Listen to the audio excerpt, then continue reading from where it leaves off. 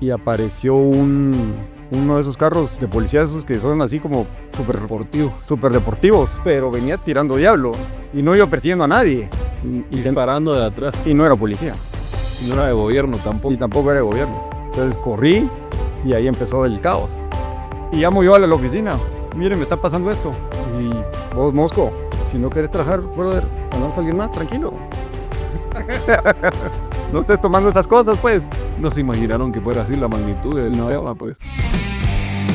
Hola, ¿qué tal, amigos? Bienvenidos a un episodio más del Lumen Podcast.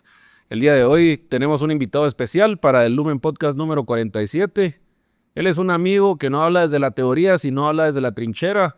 Un líder que está metido en la operación, en los números, en las decisiones difíciles, pero que no ha perdido algo esencial, la mirada humana. Rodrigo Mirón es escritor, empresario y creador de una filosofía tan simple como poderosa: sea abeja y no mosca.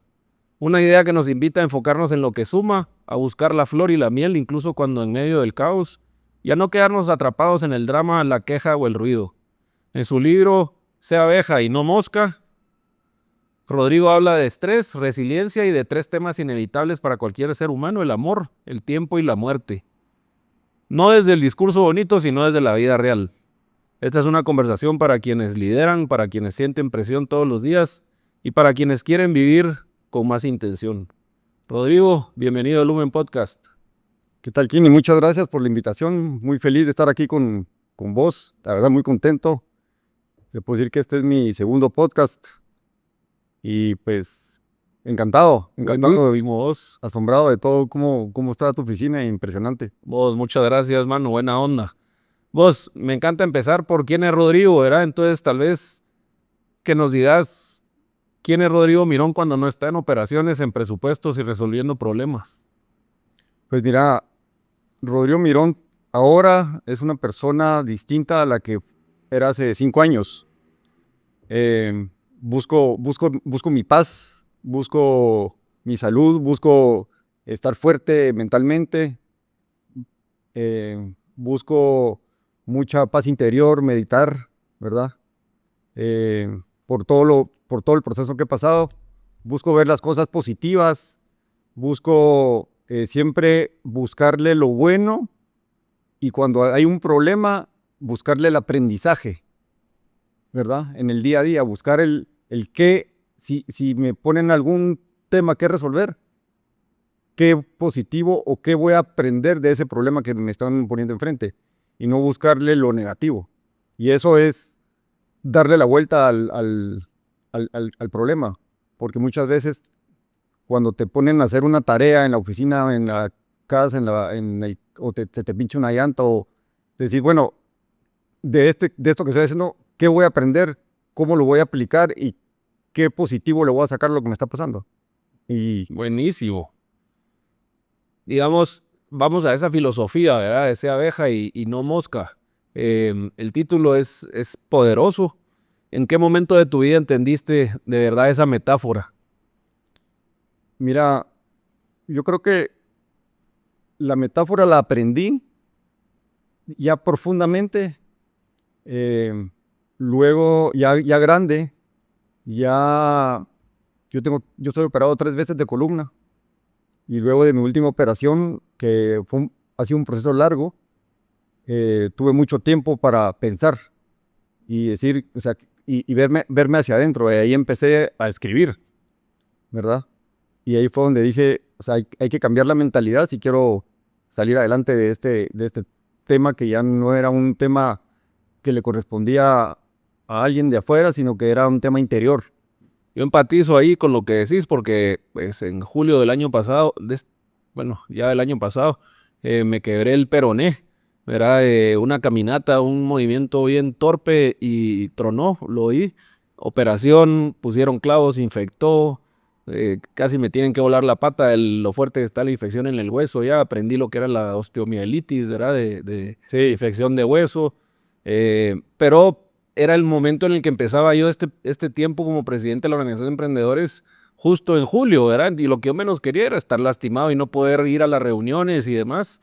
Pero fue un momento en donde tuve que parar todo lo que estaba haciendo y pensar porque tenía mucho tiempo para pensar, me fui a vivir a donde mi hermano en Florida y estuve ahí como 5 semanas, ¿verdad? Y digamos, ese parón que bien dicen que no hay mal que por bien no venga, me hizo entender las cosas de una forma distinta y de priorizar. Es importante detenerse y como dice, ahí, ahora ya puedo decir mi amigo Víctor Coopers, dice, hay que parar.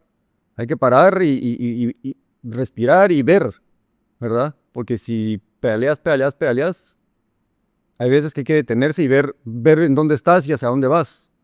Porque tal vez es otro rumbo el que necesitas tomar y no te ha dado tiempo de decidir qué vereda tomar, ¿verdad? Sí, los japoneses tienen un dicho muy bueno que si agarrases el tren equivocado, que te bajes en la primera estación, porque así te va a salir más barato regresar y más rápido, ¿verdad? Y es un poquito eso, si vas, ¿verdad? Si no sabes a dónde vas, cualquier camioneta te lleva.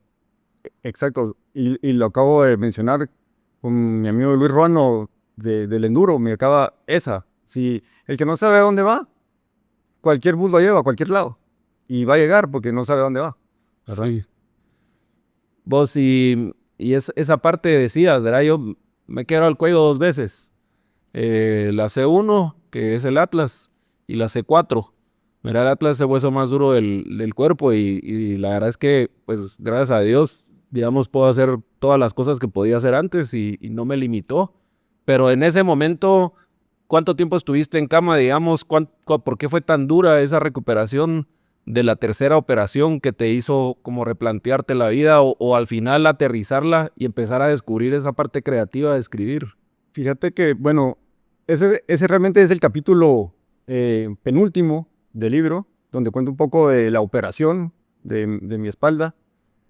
Y yo iba bastante bien recuperado de la segunda operación, que es una prótesis que se mueve en la L4, L5 y L5S1.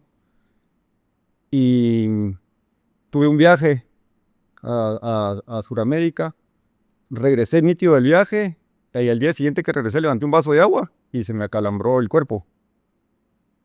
Y Todo el cuerpo sentiste acalorado. toda la espalda. Y ya no me podía, se perdió el control de lo que podía y no podía hacer. O sea, fue como como que ya tu cuerpo se empieza a calambrar con cada movimiento. Exámenes, resonancias, tomografías, ¿verdad? Las mandé a los doctores en España y me dijeron, mire, una de las prótesis hay que quitarla y hay que hacerle una LIF. Una LIF es cuando te fijan. O sea, la prótesis se mueve y el LIF te fija. Como que juntaran 2 cervicales, digamos. Como las cervicales son en los cuellos y las lumbares Las lumbares son en la espalda. ajá, son en la espalda. Es como que juntan las 2 vértebras, ¿verdad? Ah. Meten un separador en medio, pero no tiene movimiento y tornillos para arriba y tornillos para abajo. Entonces me dijeron, mire, véngase porque lo tenemos que fijar. Y eso fue en el 2023. En junio, me operaron en octubre. Y de ahí, yo te podría decir al día de hoy. El día de hoy estoy mejor porque en diciembre empecé un nuevo tratamiento, pero a diciembre de 2025 no se me quitó el dolor. O sea que es bien reciente. Sí, o sea, no se me quitó el dolor. Cuando no te digo no se me quitó el dolor, es dolor Crónico. Que muy, todo el tiempo. muy crónico, muy crónico, muy fuerte. Y empecé a buscar hacia adentro, empecé a investigar, a leer mucho, a explorar hacia mí, a escribirle a mi hija, que ese libro está dedicado a mi hija. Mi hija tiene 10 años. Y empecé a escribirle. Yo a ella, desde que nació, le escribo un diario de cuero. Y le empecé a escribir del día 1 que nació. Tú naciste hoy, cada día hoy te hiciste popó en el papá, y, ¿verdad? Y le escribo todo. Entonces, me voy desviando porque tiene que ver con dale. esto. Buenísimo. Le empecé a escribir en esos diarios de cuero muy bonitos que son de piel de búfalo y a llenárselo. Y un día dije, bueno, le voy a escribir y llegué a abrir la gaveta y no estaba el diario. Dije, bueno, empecé a buscar como loco y no lo encontré como por 5 días. Estaba guardado, me lo habían guardado por otro lado. Entonces pensé, dije, si a mí se me perdió y mi hija tiene 10 años, cuando ella tenga 25 no lo va a encontrar. Va a estar tirado en algún rincón, en algún baúl. ¿Y cómo hago o sea, para que no se pierda? Entonces dije, voy a escribir un libro. Y empecé a escribir. Y ya tenía mucho escrito porque le había escrito en los diarios. Entonces, bueno, dije, hay que hacerlo bien. Entonces contacté a esta empresa que se llama Epic Book en México. Y le dije, a través de investigando. Y ellos te ayudan a escribir el libro en el sentido de que te lo corrigen, te explican cómo, porque eso es primera vez que vas a redactar un libro. No sos escritor de toda la vida. Me metí a varios cursos de cómo escribir un libro. Por eso es que el principio del libro ya lo tenía bastante escrito, que lo empecé, digamos, en el 2015. Ya tenía bastante, entonces cambiar la forma de escribir va como el capítulo 4, 5, ya empiezo a darle una forma distinta de cómo enganchar al lector y hacerlo que termine de leer el capítulo. Entonces, yo escribía y ellos me decían, mire, ¿qué tal si le damos la vuelta? ¿Qué tal si lo cuenta de esta forma? ¿Qué tal si esta experiencia mejor le ponemos estas palabras? Con una asesoría profesional. Y entonces al final el manuscrito que he logrado, creo que es un manuscrito excelente. O sea, ayer tuve una conversación con amigos y me dicen, mira, la verdad es que está muy bien redactado el libro y es porque conseguí a los profesionales que me ayudaron a hacer un manuscrito que valga la pena, que invite a leerlo. Y lo que logro es está en Amazon, está en todos lados. Lo democratizaste. Para que mi hija lo pueda encontrar, porque no es lo mismo, o sea, meterse a Amazon y ahí está, y lo escribió mi papá, que lo tengo guardado en un cajón que nadie... Mi papá me escribió un diario y ahí está guardado en el cajón. Entonces esto está bien escrito, es una historia muy alegre, es una historia que el libro lo puedes leer de dos formas. Lo puedes leer como abeja o lo puedes leer como mosca. Porque definitivamente cada quien tiene su historia, cada quien carga una mochila. Y entonces me ha tocado lectores que me dicen, mira, pero ustedes sí eran cosas serias, a mí nunca me hubieran dejado hacer algo así. A vos. Pero mis papás eran felices como me crearon a mí. Y me enseñaron a ver lo positivo. Léelo de nuevo, pero viéndole el lado bueno. Buscarle el lado bueno y vas a ver cómo cambia la historia. Entonces me dice, tenés razón. Lo voy a volver a leer y me dice, mira, sí, o sea, si lo lees desde un punto de vista negativo, que le vas a encontrar vas a ser mosca, vas a ser una mosca leyendo el libro. Si le querés buscar lo positivo, vas a ser una abeja leyendo el libro y te va a encantar. O sea, sí te fuiste all in, digamos, metiste tus experiencias de vida. All in. No, all in. Hay unos que dicen, mira, te faltó. Le dije, sí, pero es que es todo público el libro, ¿verdad? No, Quiero que lo lea mi hija. sí, lo puede leer, ¿verdad? Y va a encontrar muchas anécdotas. Al libro le meto muchas frases icónicas de gente importante. Una de las frases más... o sea, meto frases, por ejemplo, de Virgilio Rodríguez Macal, de Chespirito, de gente que dijo frases que tienen que ver con específicamente el capítulo. Y si vos lo lees, hay otra forma de leerlo, que es rápido, porque hay unos que dicen, es que yo tengo lectura rápida y lo leí en 2 horas. No. Si lo lees en 2 horas o en 3, te vas a perder partes importantes del libro, porque, ok, te cuento que esto es, ¿cómo está conformado el libro? El libro está conformado en 2 partes. Es la historia de mi hija en el futuro, de mi hija Olivia, a los 25 años, que encuentra, que está buscando su porqué. Como dice Simon Sinek, find your why, ¿va? O sea, busca tu porqué. Y ella está en ese dilema de buscar su porqué. Entonces, este libro, en esa historia de Olivia, está escrita en el futuro, en tercera persona.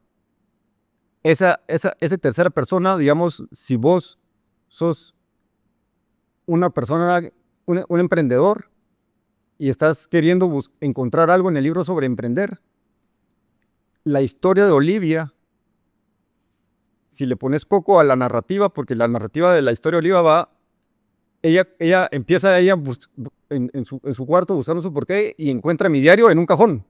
Y empieza a leer mi diario. Entonces, en esa narrativa a lo largo del libro, a lo largo de todo el proceso, ella empieza a buscar su visión, su misión, ¿verdad? Sus objetivos, y empieza todo ese proceso que todo emprendedor tiene que hacer, porque como decimos, si no sabes a dónde vas, cualquier bus te lleva, como lo dijimos hace un ratito. Entonces ella empieza a buscar, hace su misión, hace su visión, genera sus objetivos, traza metas, encuentra los valores, genera valores para su proyecto, empieza a encontrar su porqué y empieza a generar, a poner los valores que va a implantar en ese proyecto. Le pone un nombre al proyecto, le va dando cara. Entonces, ahí hay una forma de ver el libro que no tiene nada que ver con las historias paralelas del diario que le van enseñando eso, sino que si vos lo vas leyendo, vas descubriendo cómo armarlo, cómo armar un proyecto. Y eso es, digamos, como es en el futuro, es una historia ficticia, porque eso es, pero si lees cada párrafo, tiene ¿cómo se llama? Partes importantes. Por ejemplo, empieza con el 22 de agosto del año 2040. La tarde del 22 de agosto del año 2040. El 22 de agosto es el cumpleaños de mi papá. Y ahí en el 2040 va a cumplir 100 años.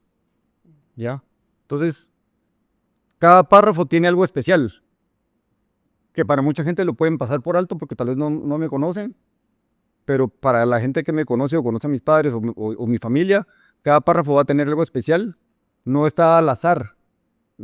Sí, te entiendo. Me encanta cómo lo planteas, porque digamos es un libro que escribiste para diferentes personas, ¿verdad? Es un libro que escribiste para tu hija, como queriendo ayudarle a poder entender la vida, el tener un propósito, cómo darle forma y tal vez acortarle un poquito el aprendizaje para que pueda ella empezar un poco más adelante, ¿verdad? Y por otro lado también escrito para gente cercana a vos, como tu familia, tu padre, digamos, lee la fecha y sabe que esa fecha fue en la que cumple 100 años, ¿verdad? O los ejemplos que nos daban tus amigos también. Entonces, no solo estás preparando a la siguiente generación para cómo replantear la vida más adelante, sino que estás honrando a tu generación con la que creciste, con la que aprendiste, con la que jugaste, con la que hiciste travesuras, honrándolos también en los diferentes capítulos, ¿verdad? Que hay algunos capítulos que inclusive pues están dedicados a algunas personas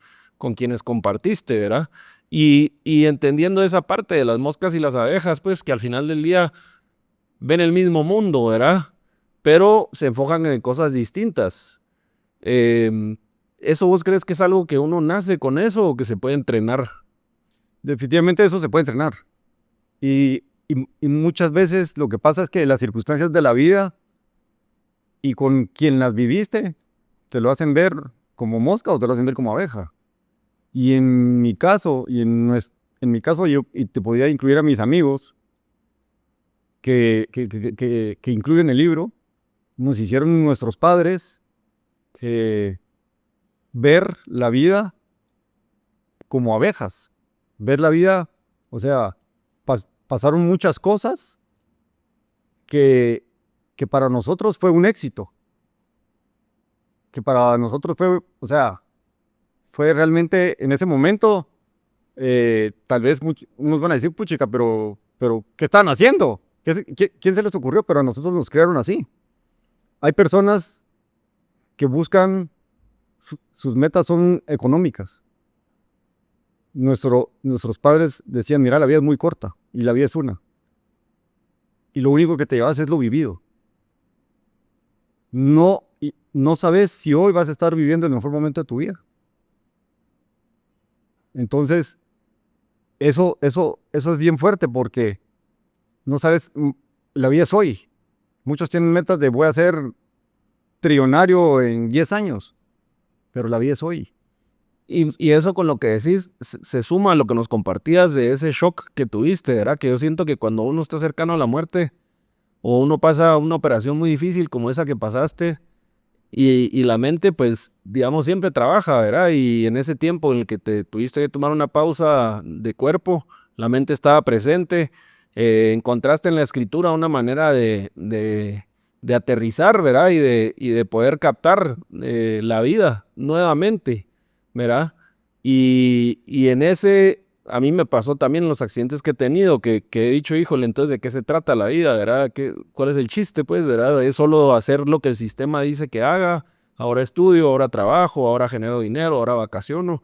O puedo yo moldear la vida a la forma que yo quiera, ¿verdad? Y tal vez en esa parte de ahí me gustaría entender qué es el éxito para vos. Mira, definitivamente mencionaste algo muy importante ahorita, que se llama, ¿qué hago? Hago esto, estudio. Definitivamente, y lo hablo en un capítulo del libro, es la suerte, y eso lo decía Séneca, la suerte es donde la preparación y la oportunidad se encuentran. O sea, pueden venir muchas oportunidades, pero si no estudiaste, no estás preparado, no estás entrenado, no las vas a ver. Te van a pasar por delante y se te van a ir. Pero si estudiaste, si estás preparado, si estás entrenado, si estás fuerte de mente, vas a poder agarrar esas oportunidades. Y entonces dicen, ¡ala, qué suerte la de aquel! Sí, pero estudió, se preparó, entrenó, ¿verdad? Se avivó también, ¿va? Dicen que el mundo es de los vivos, y si uno no está vivo, la suerte puede pasar, pero uno no Pero agarra. tenés que estar preparado para que cuando llegue ese momento poder agarrarlo, si no se te va a ir. Decía una persona que nos dio un entrenamiento en recursos humanos, que cómo era importante revisar los currículos de las personas para poder decidir cuál es la mejor opción.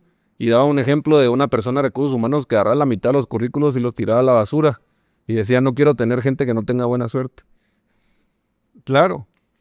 Y yo creo que la suerte, y como vamos un poquito en desorden, la suerte la encontrás, es estratégica. Y te leo el nombre del capítulo, porque realmente le dediqué un capítulo a la suerte, si lo que es la fábrica de la suerte, se llama, preparación estratégica. Y ahí en ese capítulo, que es el 12, te pongo hago un ejemplo. Uno de mis mejores amigos, Luis Portillo, yo estaba en mi segunda operación de columna, o en mi primera operación de columna más bien. Estaba en la primera. Y me llaman y me dice mi amigo, otro amigo cercano a él, me dice, mira, a Huicho le acaban de encontrar un tumor del tamaño de una pelota de tenis en la cabeza. Y está entrando a sala de operaciones, ahorita. Eso fue a las 6 de la mañana, ¿verdad? 8 horas después seguían en sala de operaciones. Entonces, él salió muy victorioso de la operación, salió bien, está nítido. Y muchos dicen, qué suerte. No. O sea, el doctor que lo atendió, imagínate lo que estudió, lo que se preparó para que en ese momento, cuando llegara ese paciente, poderle salvar la vida. ¿Verdad? Imagínate el equipo que estuvo detrás de él, ¿verdad? Para que todo saliera bien en la operación. Él se preparó y contrató un seguro con anticipación. Sabe que o sea, se fueron preparando, y porque si no se hubiera preparado, tal vez se hubiera muerto. Pero estaba lo suficientemente preparado para que cuando pasó el percance, el doctor no aprendió ahí a operar. le tomó una vida entera para poder salvar vidas. Entonces, la suerte es también preparación. Sí. Vas a tener más oportunidad si te preparas. Vas a tener más suerte, digámoslo así, si estás listo para que cuando lleguen las oportunidades puedas agarrarlas y salir, y salir victorioso con ellas. ¿Verdad? La preparación es súper importante para la vida. Y entonces el éxito también... ¡Qué suerte de aquel! ¡Qué exitoso! No, es que se ha ido preparando toda la vida para lo que esa persona considera éxito, porque muchos consideran éxito el dinero, otros consideran éxito la paz interior, otros consideran éxito muchas cosas, ¿verdad vos? O sea... Creo que vos, por lo que dijiste al principio, es la paz interior. El éxito para vos es... Para mí, la paz interior es que es lo que al final es lo que te llevas, ¿verdad? Es la experiencia de vida presente, digamos. Y esa experiencia de vida no tiene paz, pues no es una buena experiencia de vida. Si tiene paz, pues ya estás del otro lado. Pero también me gusta la adrenalina. O sea, vos que sos escalador o sea, tal vez, imagínate, ¿cómo se llama? Aquella película que filmó El Solo. Sí, ves Alex Honnold. El cuate, te estoy seguro que colgando a 3,000 pies de altura, o no sé cuántos pies estaba colgado, y el atardecer así, sentía paz interior. Estaba en su éxtasis. ¿Verdad? Y vos toda la vida de moto, ¿verdad? De motoenduro, Sí. Principalmente. Y recuerdo que ahí fue donde reconectamos después de que, ¿verdad? Nos conocimos hace muchos años en nuestra adolescencia, y Sí. fiestas y todo el rollo. Luego otra vez conectamos en la parte del enduro. ¿Qué has hecho vos, digamos, en ese sentido de, o sea, pasaste una página donde te dijeron, mira, ya no puedes hacer enduro por la operación de espalda, digamos, ¿cómo lo estás asumiendo? ¿Ha habido algo diferente, aparte de escribir, que ahora te dé esa paz? Mira, definitivamente el enduro para mí fue una adrenalina, porque hay estrés bueno y estrés malo, ¿verdad? Hay estrés que te genera cortisol y hay estrés que te genera dopamina y oxitocina, ¿verdad? O sea, para mí el enduro era esa adrenalina positiva, esa liberación de la mente, es poner la mente en blanco y sentir, ¿verdad? Fueron muchos años, muchísimos años, muchísimas experiencias, conectar con amigos. Los verdaderos amigos se hacen en las buenas y en las malas, y más en las malas, creo yo. Pero ahí conecté con muchos amigos, ¿verdad vos? O sea, hablo del enduro en mi libro al principio. Mi primer Shela llegué de último, fui el último en entrar, pero lo importante fue terminar. Que esa, para los que no saben, es el clásico de Guatemala, el de Tecpana Quetzaltenango. Va a pasar este sábado entrante, ¿verdad? Aunque este programa va a ser un poco después, pero generalmente es a finales de enero y es el clásico en el que uno sale de Tecpan y termina en Shela o Toto ahora, y es, digamos, requiere pues el conocimiento y el manejo para poder hacerlo, ¿verdad? Porque, digamos, en la categoría que vos competías, ¿qué categoría competías? Mira, yo empecé en novatos. Empecé en novatos en los 90s. Empecé en novatos y fui subiendo, llegué a super expertos. Luego dejé de correr un tiempo por temas de trabajo. De ahí cuando regresé a novatos otra vez.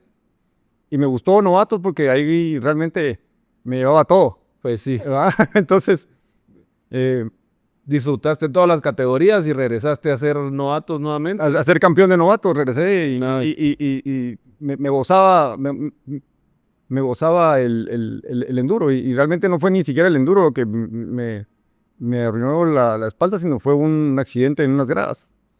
¿Cómo fue ese accidente? Fíjate vos de que a mi hija iba caminando, mi hija chiquita, y se la chupó la grada prácticamente. Y yo me tiré a traerla. O sea, dije, yo llego antes al final, pero sí llegué antes, pero... ¿Se le trabó una pedazo de vestimenta? O... Se fue, pero los niños son más elásticos. Yo ahí quedé, ¿verdad? ¿Eran gradas eléctricas? No, eran las gradas de la casa. Ah, ya. ¿Verdad? Entonces, ahí empezó el el tema y lo importante es que aquí estamos, ¿verdad vos? O sea, eso es lo importante porque al final hay quienes se caen de un banquito y ahí se murieron, ¿verdad? Entonces, la vida es hoy y hay que gozársela, ¿verdad vos? Yéndonos por ese rumbo, hay un capítulo donde menciono la muerte, hablo sobre la muerte, hablo sobre cómo mi abuelo me heredó muchos valores, ojo, ¿verdad? Muchos valores que son lo más importante que te pueden heredar, ¿verdad? Los valores, y te quiero enseñar por aquí.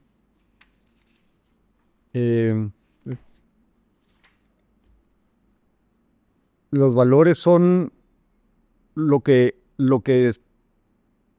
aunque no te estén viendo, lo estás haciendo, ¿verdad?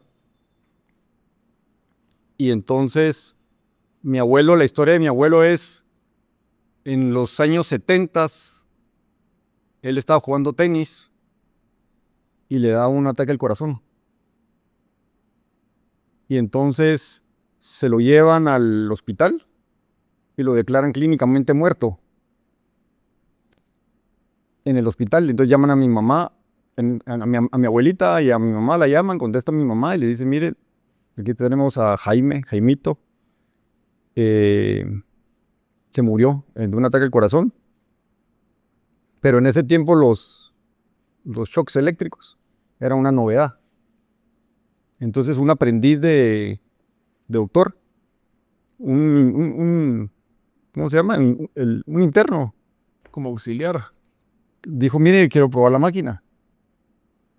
Ahí hay un señor, dale un choque, pues, y sí, puedo. ¡Pa! Le dio el choque. Y tú, No, hombre. revivió a mi abuelo. Qué feo eso. Va. Lo revivió al sexto choque. Luego corrieron, ya le habían dado el pésame a mi mamá. O sea, a mi mamá ya le habían dicho, mira, lo lamentamos mucho. Y en ese tiempo no habían teléfonos celulares, sino era teléfono. Revive mi abuelo, lo operan de corazón abierto, le hacen 3 bypasses y me lo dio, Dios me dio a mi abuelo 16 años más, ¿verdad? Él era tenista, apasionado del tenis. Y el valor número 1 que te dejó sin tener que buscarlo por ahí, digamos, que vos dijeras, mira, lo más valioso que me debe mi abuelo es... La integridad. La integridad. O sea, la integridad es lo que... O sea, la integridad es súper importante para la vida. Porque vos como empresario, vos como emprendedor, vos como lo que querrás, como deportista, como lo que querrás, si sabes que la persona con que estás hablando es íntegra y tiene sus valores, vas a hacer negocio con esa persona. Pero no vas a hacer persona con una persona que sabes que no es íntegra, ¿verdad? Que es mafiosa o que, o sea, ni te le acercas. Muchas veces, hasta cuando mencionamos lo de los CVs y los currículums, uno mira su historial para ver qué tan íntegra es. ¿Me explico? Porque la integridad y la imagen de uno tarda una vida en formarse, pero te la destruyen en 30 segundos. Hablaste de la muerte, ¿verdad? Y estabas platicando el caso de tu abuelo. ¿Cómo percibís vos la muerte? Digamos que hay un dicho, no me acuerdo a quién se le atribuye, que lo único certero que tenemos en esta vida es pagar impuestos y la muerte, ¿verdad? Entonces hay gente que a veces no la ve, aunque todos sabemos que algún día vamos a llegar. Los estoicos, mencionaste a Séneca, el famoso memento mori, ¿verdad? De acordarte que te vas a morir, ¿verdad? Entonces que aproveches el tiempo hoy para poder llegar a esa vida de una manera, viviendo una vida digna, ¿verdad? Para lo que sea digna para cada quien. Pero ¿cómo haces vos para tener esa parte en la mente que es una parte importante en tu libro? Mira, hay 2 personas que quiero citar. No sé si las has oído. Paz Padilla. Te puedes morir a los 30 y ser enterrado a los 80. Bien fuerte, porque hay quienes ya se murieron y no se han dado cuenta, pues. ¿Verdad? Vivir una vida aburrida hasta para ellos, digamos, en ese sentido. Hasta para ellos mismos. Que no los emocione, que no tengan esa ilusión, ese brillo en los ojos de decir, hoy me levanto feliz porque voy a hacer esto. Exacto, ya estás muerto a los 30 y no importa qué hagas después, porque, o sea, puedes estar muerto en vida. Y la otra es, no sé si has oído al Biciclown. No. Él escribió un libro que se llama A la velocidad de las mariposas. Le dio la vuelta al mundo en bicicleta. Y en una de sus travesías lo contactan y le dicen, se acaba de morir tu mamá. Y dice, ok, gracias por avisar. Voy a seguir mi camino. Pero le dicen, ¿pero por qué? Porque lo importante no es el momento del funeral. Lo importante es la vida que tuviste con esa persona y lo que viviste con ella. ¿Verdad? ¿Me explico? Me gusta, sí, porque el funeral pues ya no está la persona igual, pues, ¿verdad? Sí, lo importante es lo que viviste con esa persona, no es el momento del funeral. ¿Verdad? Inclusive he tenido amigos que la muerte de un amigo cercano, y hubieron amigos que no llegaron porque estaban tan tristes que no querían tener ese último recuerdo del amigo en la caja. Preferían guardar su luto a su manera, porque de todas maneras lo importante había sido lo que habíamos compartido, no el momento del funeral. No sé si Sí, te entiendo. ¿Y qué haces vos para ser digno de eso? Digamos, para decir, o sea, digamos, has hecho muchas cosas, pero ¿cómo haces vos para llenar esos momentos, digamos? Mira, ¿Qué cosas específicamente son las que cabal te llenan de vida, de alegría? lo primero en estos últimos años ha sido la recuperación es un sub y baja.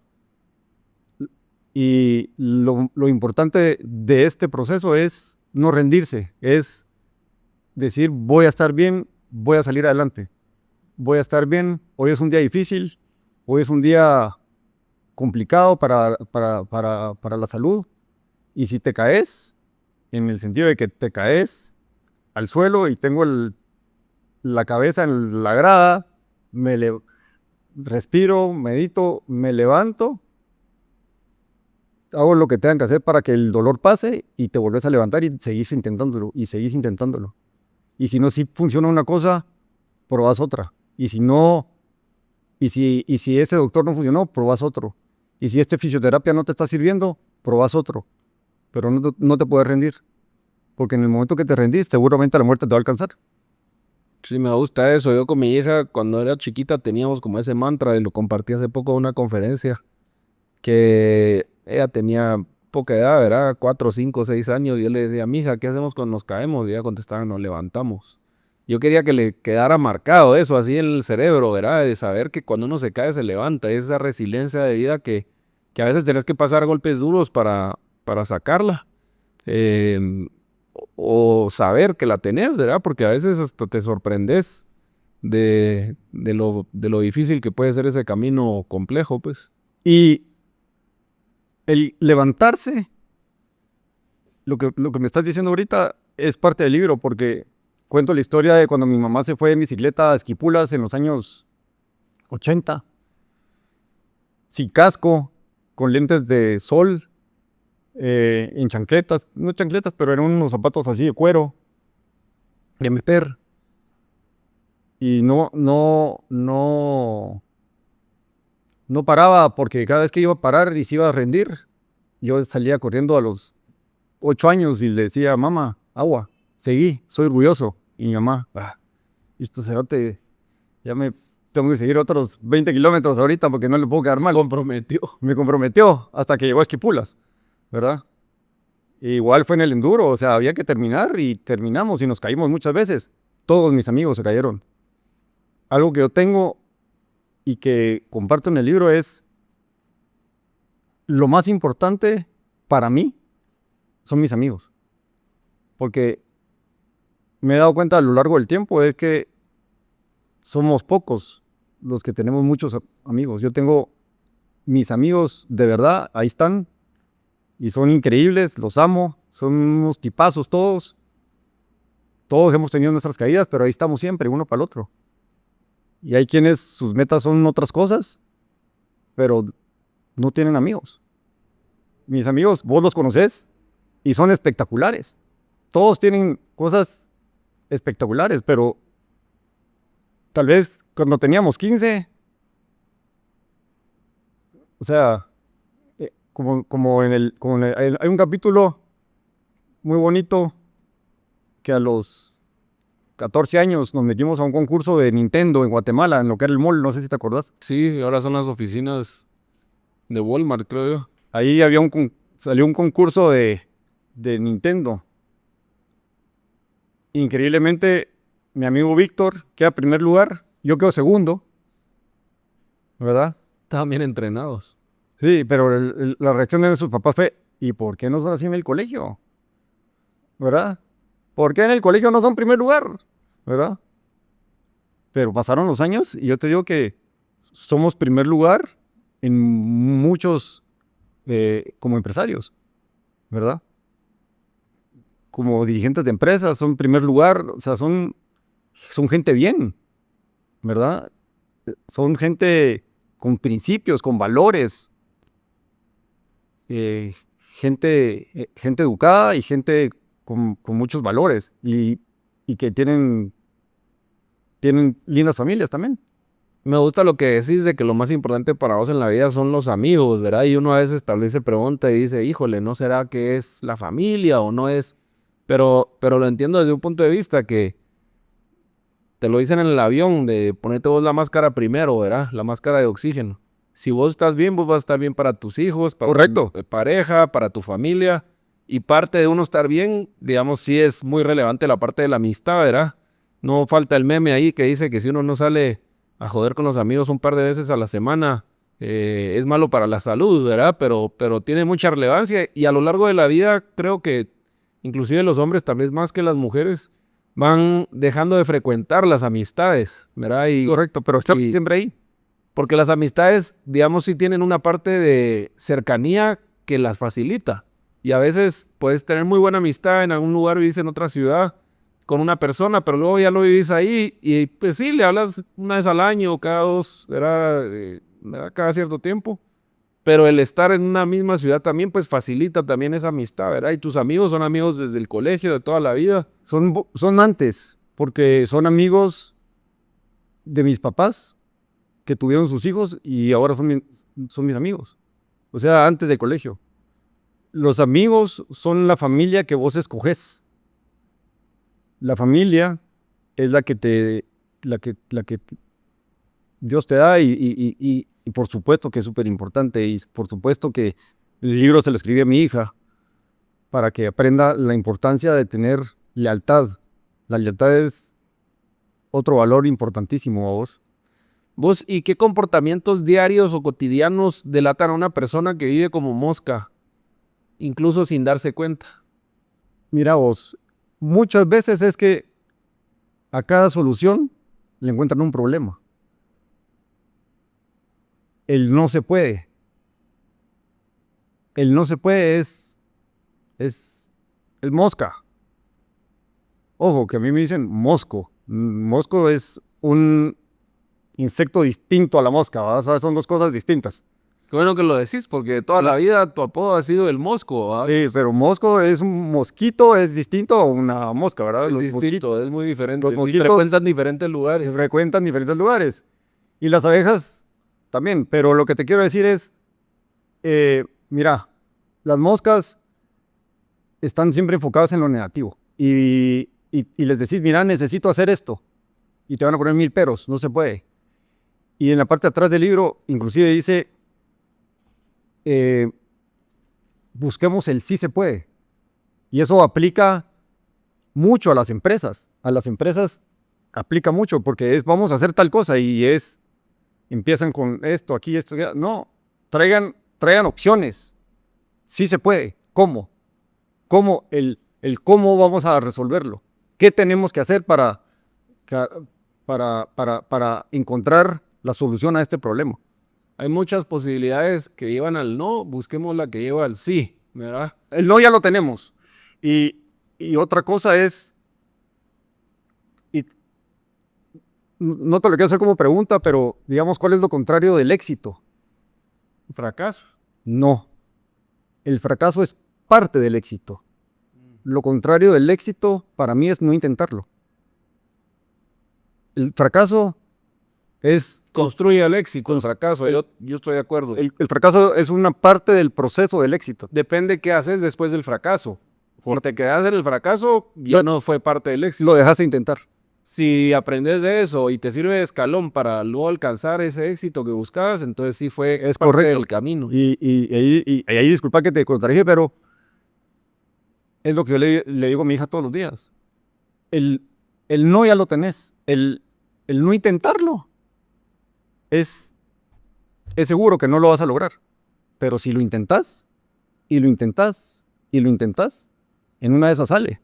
Yo no quiero hacer aguafiestas, pero mi hija cuando cumplió 12 años y medio, casi que ese día, todo lo que yo le decía empezó a ser así, mira, a la papa, qué hueva, así me decía, vamos, todo me decía a la papa, y yo así como, pero ¿qué pasó? ¿Se arruinó? Si antes todo me decía que sí, todo estaba feliz, ¿cómo crees que vas a tener que ver esa etapa de vida en ella cuando vos le has querido dar como este gran regalo de vida, de información, de libro, pero que es una etapa de teenager en la que lo que uno le quiere dar no lo quiere y quiere lo contrario?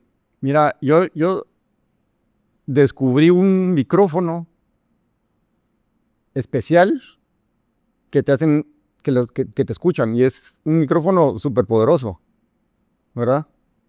Y me ha funcionado muy bien.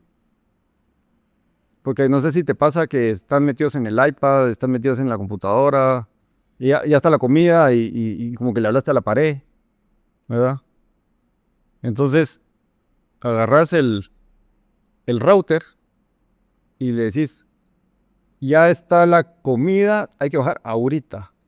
Y se voltean así y salen corriendo. Porque saben que si no, se desconecta el micrófono, ¿verdad? El poderosísimo wifi. Ese no falla, no falla. Y se desconecta 48 horas, ¿verdad? Y ha funcionado muy bien.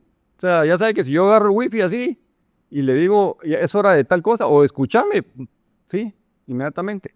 No hay pierde, te ponen atención, ¿verdad? Entonces, Un buen truco, ese lo voy a probar bien. pero probalo, pero explícale, ¿verdad? Y lo que sí es de que cuando no te escuchan, no puedes dar marcha atrás. Tenés que desconectar el micrófono. 48 horas. Vos en el libro hablas mucho de manejar el estrés, ¿verdad? Y el estrés se ha dicho que es la enfermedad más grande de nuestros tiempos, ¿verdad? Es lo que más mata personas. Cada vez estamos más expuestos a mensajes, cada vez hay más información, cada vez hay más competencia, hay más innovación, pasa más rápido. ¿Cuál ha sido el momento de mayor presión en tu vida profesional? No sé si mayor presión, pero como me estás hablando de estrés y estamos hablando del libro, los que quieran leer el libro antes, ahorita vamos a ver spoilers. Mi primer trabajo fuera de Guatemala en la empresa fue en Tampico, Tamaulipas, Órale. ¿verdad? ¿Qué año? Fue 2010. Sí, 2010. Yo tenía que ir a importar una planta de 120 megavatios de energía, de gas natural. Entonces a mí me tocó la parte de Tampico, donde llegaban los barcos con todas las piezas y que íbamos a armar ahí en Monterrey.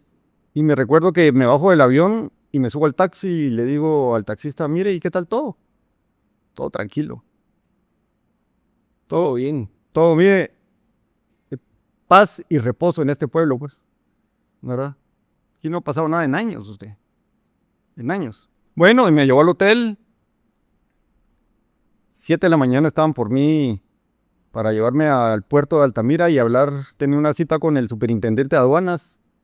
Mi intención era explicarle que éramos una empresa que íbamos a empezar a importar por ese puerto mucho equipo relacionado con energía. Y me había dado reunión a las 8 de la mañana. Entonces, entré a la reunión y me senté junto a, pues, en eso entró el señor y me presenté, mucho gusto, y de repente le empecé a contar y me dejó de poner atención. Empezó a ver su celular, ¿verdad? O sea, yo le pude haber dicho, oye, mire, los elefantes rosados que vamos a importar, y no me ponía atención. Y me dije, pues, qué pesado, pues, pero sigamos, pues. Y de repente, 3 minutos después, entran 6 soldados por la puerta, lo agarran y le dicen, estamos bajo ataque. Lo agachan, 3 adelante, 3 atrás, y se lo llevan. Y me dejan ahí sentado, en un segundo nivel de un edificio gubernamental. Entonces yo dije, bueno, o sea, ¿qué onda? ¿Ataque de qué? ¿Ataque de qué? ¿Qué onda? Están... Y había un silencio, o sea, me asomé a la ventana y quedaba a la calle principal. Y había como un silencio apocalíptico. Tenés que experimentarlo para vivirlo, o Sí, sea, no se movía nada, ni los pajaritos. no había nada. ni aire, pero no había, o sea, el tiempo se detuvo, no había nada. Hay pedazos en ese momento donde me quedé parado frente a la ventana que hay que leerlos, porque no quiero dar muchos spoilers. Y entonces caminé hacia afuera y dije, bueno, voy a empezar a caminar, pero o sea, no había gente. Y ya no me recuerdo si era un Corvette o un Mustang de la policía. Cuando yo iba caminando, porque el carro que me llevó el edificio estaba fuera del puerto, pero el carro y las oficinas de mi agente de aduanas estaban adentro de las instalaciones del puerto de Altamira. Entonces yo cuando salí me dieron un gafete que ya había entrado al puerto y tenía el gafete de visitante. Entonces yo empecé a caminar como de regreso. Y apareció uno de esos carros de policía, esos que son así como súper deportivos. Y venía tirando, Diablo. pero venía tirando diablo. Y no iba persiguiendo a nadie. Y atrás de él venían de esos pickups que tienen 2 llantas atrás. 4 adiantes atrás que le salen las 2. Sí, que le salen las 2, correcto. Con un tipo así, Disparando de atrás. y no era policía. Y no era de gobierno tampoco. Y tampoco era de gobierno. Entonces corrí y ahí empezó el caos, ¿verdad? Ahí empezó una cosa, y me faltaban 70 metros para llegar al puesto el checkpoint para entrar al puerto, Órale. ¿verdad? Y esos cuates empezaron tirando un calibre, 50 milímetros. no sé si eran 223, ¿verdad? 551, o sea, pero sí estaban fuertes. Y cuate paró como a pocos metros. Yo me tiré entre una cuneta y ahí se empezó con una pistolita a tirarles de regreso. No duró mucho. No duró mucho, pero Estuviste en medio de una guerra de narcotráfico, pues. sí. Y ahí cuento la historia de cómo los soldados empiezan a tirar de regreso y llenan un bus de granadas y lo tiran contra el, ¿cómo se llama? Contra el que estaba atacando.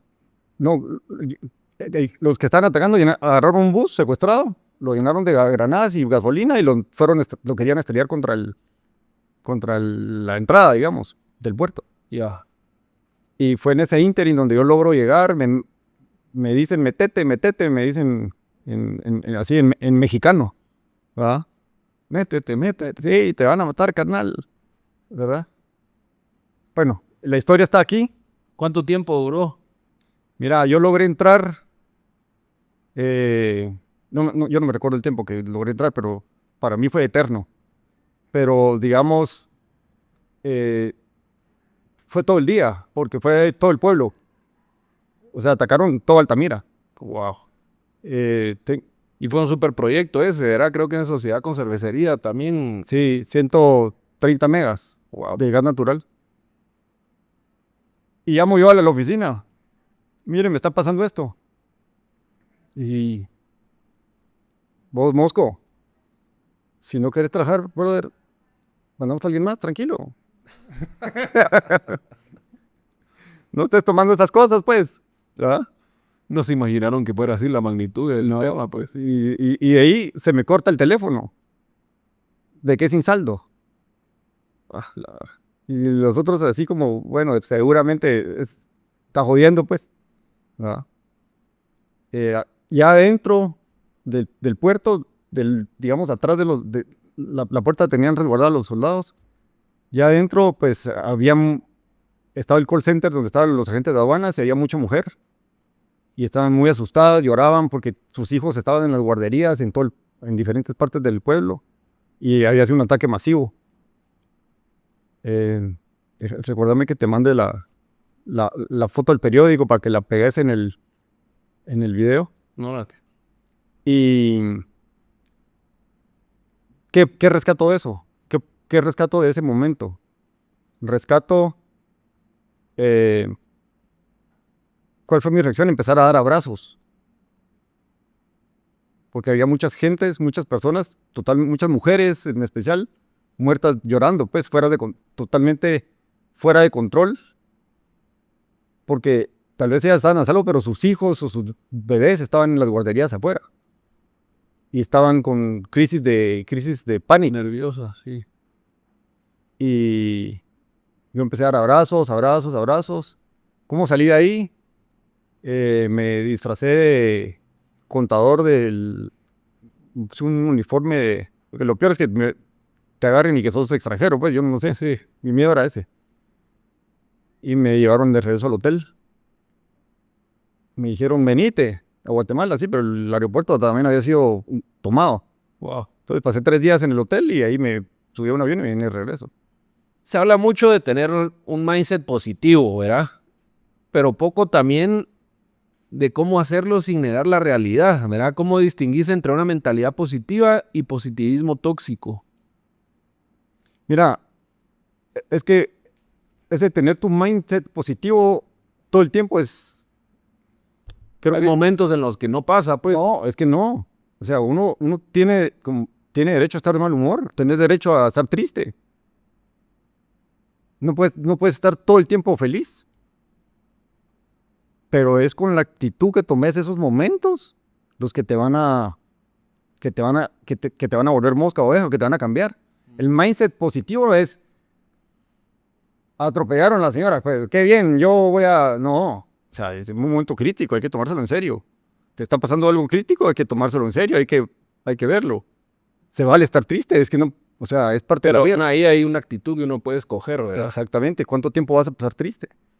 ¿Qué vas a hacer de distinto para que ese momento que no es tan positivo se pase? Porque la felicidad son momentos, no es estoy feliz. ¿Cómo invitar a que pasen esos momentos? No estoy feliz todo el tiempo, ¿verdad? Tenés preocupaciones válidas, las enfermedades, pues, la gente se preocupa, yo vivía preocupado. Cuando hay estrés, cuando hay ansiedad, cuando las cosas se complican, cuando todo se complica, ¿verdad? Que dicen que llueve sobre mojado. ¿Qué hábito o práctica concreta te ayuda a vos a volver al centro? Es lo que te dije al principio, hay que detenerse y parar y pensar. Hay que hacer la película, hay que hacer la foto, no la película, hay que hacer la foto. Empezar a poner las imágenes en una foto y ver, analizar qué estás haciendo, qué te llevó ahí, qué te puede hundir más, porque cuando dices ya topé fondo, todavía hay más para abajo, ¿verdad? A veces que te llega aquí, te puede llegar aquí.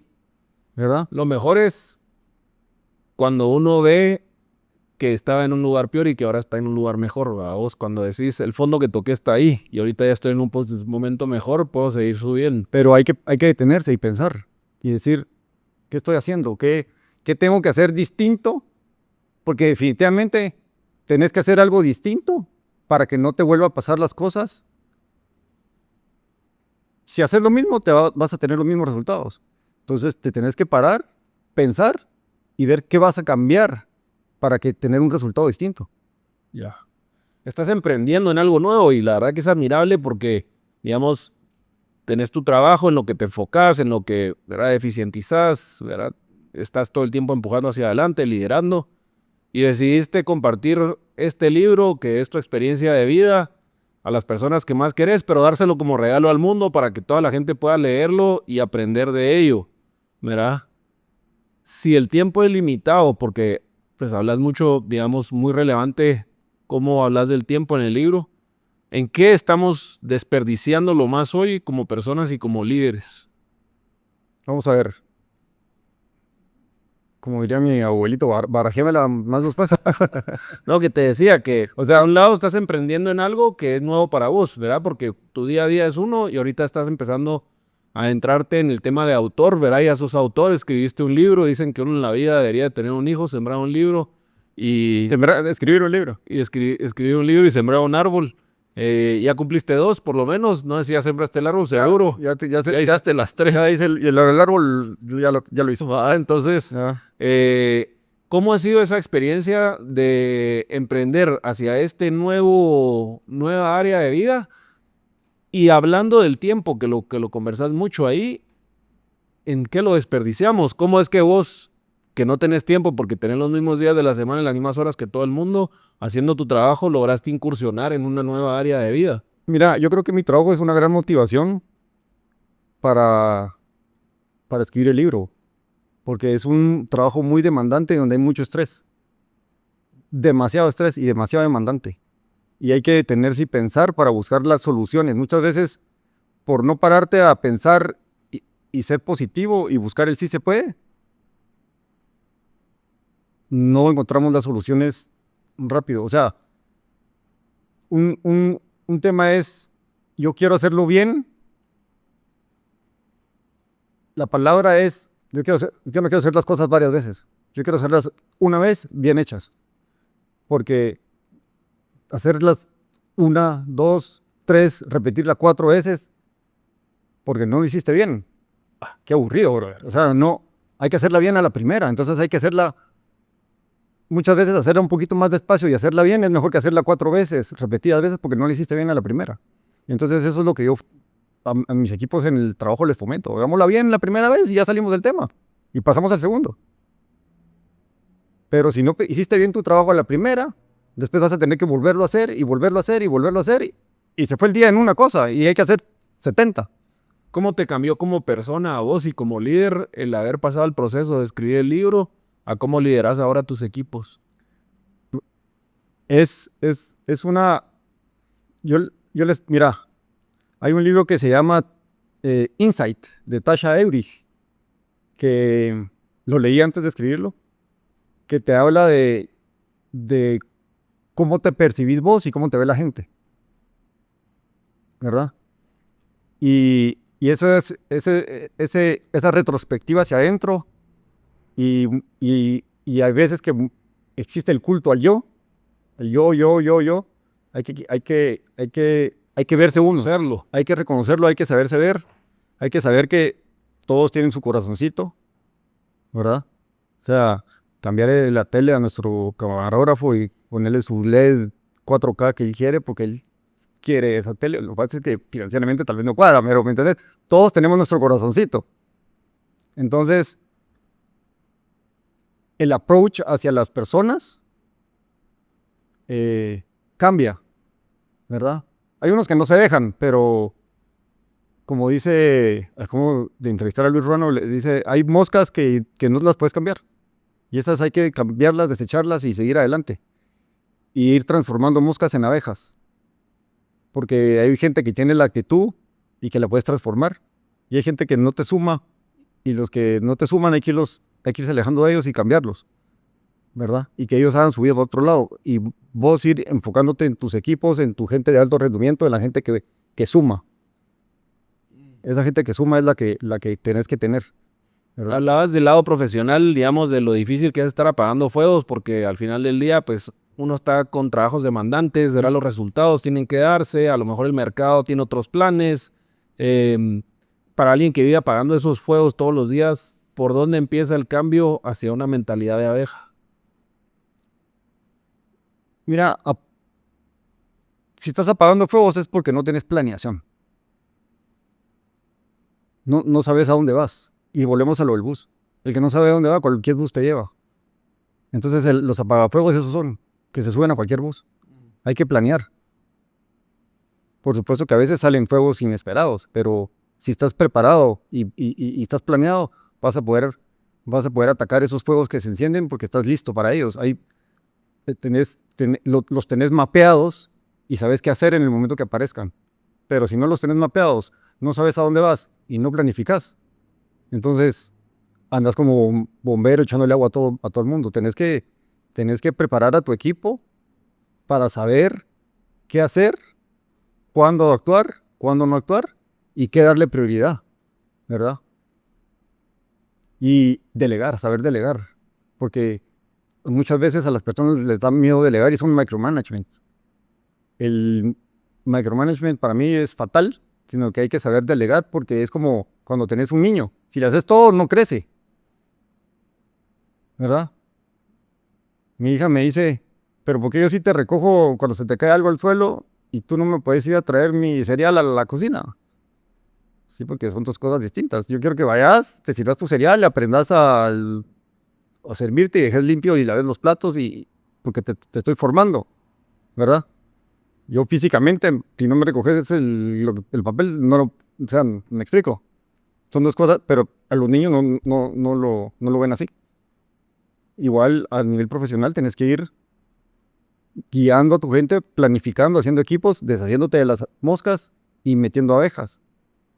A mí me gusta que mi gente, los jefes, los líderes que lideran a la gente más abajo, que están abajo de mí, mis líderes,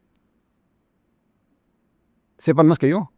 Contrato gente que sepa, que sea mucho más capaz, específicamente en lo que hacen. Porque yo les aprendo, ellos aprenden de mí, exponenciamos nuestro conocimiento, yo soy más operativo, yo soy más estratégico, pero hay que deshacerse de las moscas. Y si no se pueden transformar, hay que deshacerse de ellas. Vos que escribiste el libro acerca de ser abeja y no mosca, en algunos momentos todavía te das cuenta si estás actuando de una manera o de la otra. Sí, claro.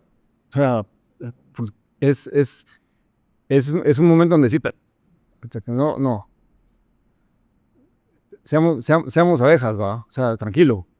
No. Inclusive cuando vas en el carro, no, tranquilo, déjalo pasar, sea abeja. O sea, no sabes qué prisa lleva el de enfrente, qué crisis. Yo te apuesto que no conoces a ninguna persona que no esté haciendo una batalla interna de su propia vida. Todas las personas están haciendo una batalla interna de sus propias vidas, en alguna o en otra circunstancia, ¿verdad? Entonces, como dice Víctor Cooper, si lo vuelvo a mencionar, él dice que la Madre Teresa de Calcuta decía, cuando conoces a alguien y estás con alguien, nunca dejes que se vaya un poquito más feliz y un poquito más contenta de lo que cuando te conoció y estaba. No sé si es exactamente la frase, pero es un buen concepto, ¿verdad? De cómo mejorarle, tal vez hasta con una mirada a la vida a alguien, ¿verdad? Tenía un maestro, mentor muy bueno que decía que ayudaras a que las personas no se sintieran fantasmas, ¿verdad? Y muchas veces pasaba con la gente de servicio que tal vez están ahí sirviendo, ¿verdad? O barriendo o recogiendo, el poder verlas y reconocerlas, ¿verdad? Agradecerles, el no ignorarlas, ¿verdad? Que eso es, creo yo, lo que se percibe con hacer sentir como fantasma, tal vez. Y creo que va un poco relacionado con lo que decís, ¿verdad? De por lo menos a toda la gente dejarle algo positivo. Bien dice ese dicho que uno no sabe lo que le dicen, pero sí se acuerda de cómo lo hacen sentir. ¿verdad? Entonces, ¿cómo poder elevar a todas las personas con quienes intercambias cualquier momento en el día? Súper valioso. Y eso es en las empresas, en la vida, en la casa, en la calle, en todos lados.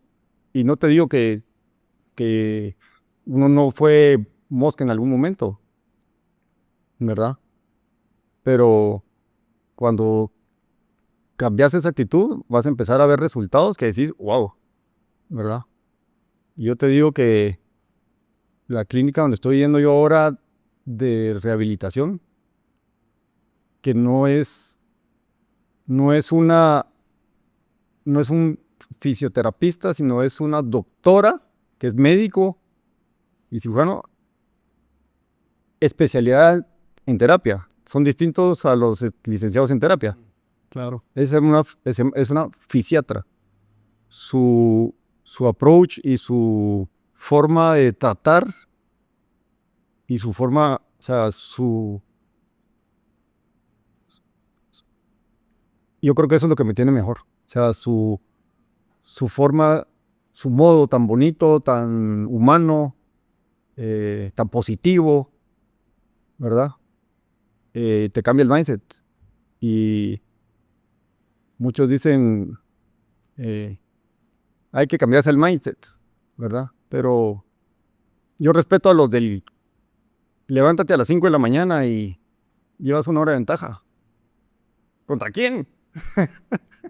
¿Verdad? Es una carrera, ¿contra quién estamos compitiendo? Dice, me encanta esa, también es frase de Víctor Coopers, ¿verdad?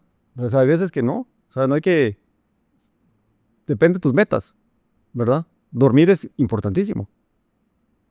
Por eso es que ¿cómo se llama? Las personas más altas son de una parte del mundo donde las personas duermen más, porque es cuando creces, cuando se recupera el cuerpo, cuando, ¿verdad? O sea, las filosofías de vida son distintas para muchas personas y respeto a las que se quieren levantar, ¿verdad? Pero seguir trabajando en lo que te mueve, pues, ¿verdad? Pero ser buena persona, ¿verdad? O sea, cuando salís a montar moto, ¿cuántos kilómetros haces? Tírame un número, 85.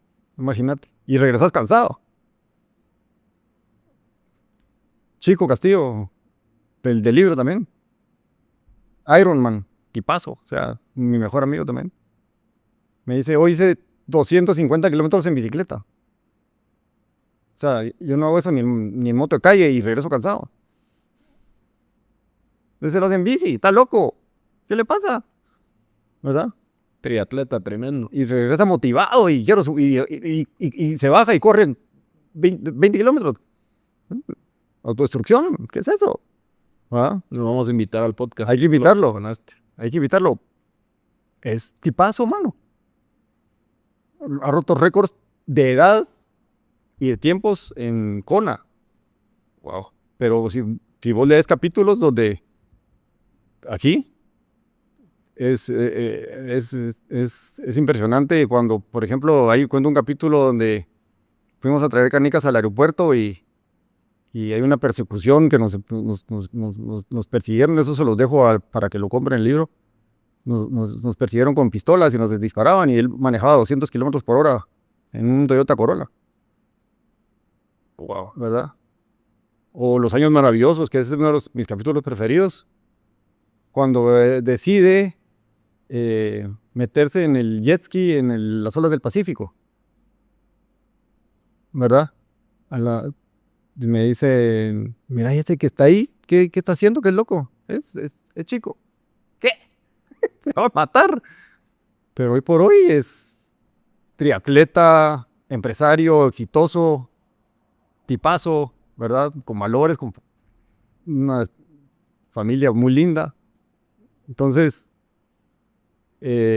capturaste un buen pedazo de historia en el libro. lo que pasa es que en esos años de juventud, nuestras familias nos miraban, para ellos era como nos criaron. Y muchos que leen el libro dicen, pero ustedes eran un desastre. No, si así nos criaron, así era la felicidad de nuestros papás. Y míranos hoy. Estamos bien. Somos gente de bien. Correcta. Con principios, con todo. Con integridad. Buenísimo. Vos. Para cerrar, si hoy te escuchara un emprendedor o un líder que está totalmente abrumado, ¿qué le dirías en una sola frase? Si él me está escuchando ahorita en el podcast y está abrumado por los estreses de la vida, yo le diría que la vida es una. Tiene la opción de seguirse estresando y morirse a los 30 y ser enterrado a los 80 o detenerse, pensar y decidir tomar el bus que quiere y decidir hacia dónde va. Parar, restablecer o replantear y accionar. Y hacerlo, intentarlo, porque como te digo, lo contrario del éxito es no intentarlo. Me gusta eso. ¿Dónde encontramos tu libro? Mira, está en Guatemala, está en Sofos, en Amazon está disponible, el audiobook está en Hotmart, está en Google, está en todas las librerías de México, de Estados Unidos, también está en el audiolibro, también está en Barnes & Noble, o sea, lo googleas y está en todos lados, o sea, está muy accesible. ¿Qué sorpresa positiva te ha dado desde que lanzaste el libro? Todas, o sea, es muy gratificante que lo lean y que me llamen a la mitad del libro, me dicen, mira, yo no leía, ya me lo terminé. Qué bueno. O sea, yo no leía y soy feliz porque hay para todos. Hay para emprendedores. Yo lo escribí, si me decís, es como de los 35 a los 60, ¿verdad? Porque te trae esa nostalgia a los años 80, a los años 90. Si sos noventero, te lleva a los años 90 a esa nostalgia de esa época. Órale, qué buena onda. Y te hace recordar, te hace vivir esos momentos y te dice, o sea, no tenías teléfono celular, hacíamos esto, jugábamos en las calles, si quedabas de verte con alguien, llegabas, ¿verdad? No había que reconfirmar. No había que reconfirmar. Si querías hablar con alguien, llamabas y preguntabas por él, no le decías, te puedo llamar. O sea, te estoy llamando. Te estoy llamando. O sea, yo llamaba por teléfono y buenas. O sea, muchas veces llamo y vos, ¿qué querés? Me contestan. O sea, yo no estaba acostumbrado a, te puedo llamar. Son otros tiempos. Te mandé un email. Te mandé un mail, contestame. Pues, te agradezco miles, Rodrigo Mosco, como te conocemos, los que hemos compartido con vos durante la vida. La verdad que qué regalo el poder compartir la historia de vida en un libro. Te agradecemos mucho que hayas traído 3 libros para rifar con ustedes. Así que reglas para la rifa. 1, que le hayan dado un rate al podcast de 4 o 5, ¿verdad? Ni modo. Ese debe ser uno de las maneras para participar. Y otro es que escriban un comentario de alguna vez en la que se sintieron moscas, pero optaron por ser abejas. Ya sea en YouTube, ya sea en Spotify o en cualquiera de las otras plataformas donde estemos, y que nos avisen, un inbox ahí y se lo ganan. El primero que lo haga se lo gana, los primeros 3. Así que, Rodrigo, muchísimas gracias por esta conversación tan honesta y tan necesaria. Sea abeja y no mosca no es solo un libro, es una invitación a vivir con intención, a elegir dónde ponemos nuestra atención y a recordar que la felicidad no está en la meta, sino en el camino. Gracias a todos los que nos escuchan. Si este episodio les dejó una idea, una pregunta o una pausa necesaria, ya valió la pena. Acuérdense, mándenselo a alguien que quieran, a un amigo, a un familiar, a alguien que esté pasando un momento tal vez difícil y que le vaya a servir y le vaya a alimentar escuchar esta conversación. Y con eso nos despedimos. Nos vemos en el próximo episodio de Lumen Podcast. Hasta la próxima.